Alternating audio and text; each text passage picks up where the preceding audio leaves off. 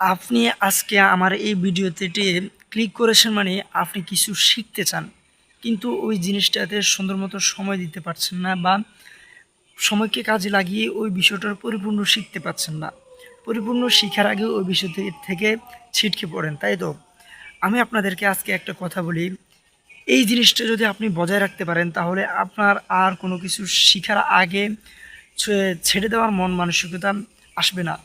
বিষয়টা হচ্ছে যে আপনি মাল্টিপল কাজ থেকে বিরত থাকুন। এই একটা বিষয়, অর্থাৎ আপনি একটা বিষয় শিখছেন, তো একটা বিষয় 30টা দিন ডিসিপ্লিন মেনে কাজটা চালিয়ে যান। অর্থাৎ আপনি উদাহরণস্বরূপ ইংরেজি শিখছেন তো ইংরেজি শিখে যান, আর অন্য কোনো কিছু আপনি শেখার দরকার নেই।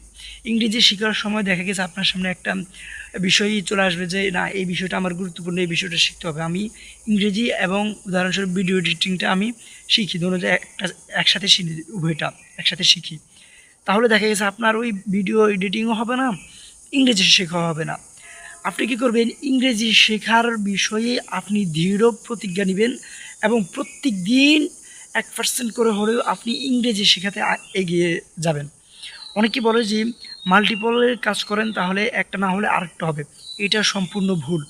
আপনি একটাতে কাজ করেন ডিসিপ্লিন মেনে, আপনি একটা মাস এই বিষয়টাতে কাজ করেন, দেখবেন আপনি এই বিষয়টা পরিপূর্ণ শিখা হয়ে যাবে এবং পরবর্তীতে আপনি আরেকটা বিষয় ধরলে ওই বিষয়টাও শিখা হয়ে যাবে।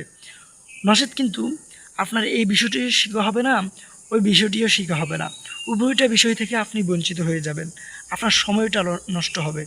তাই আপনাদেরকে আমি বলবো, যদি আপনারা কোনো একটা বিষয়ে মনস্থ করেন যে এই বিষয়টা শিখবেন, তো এই বিষয়টাতেই লেগে থাকেন।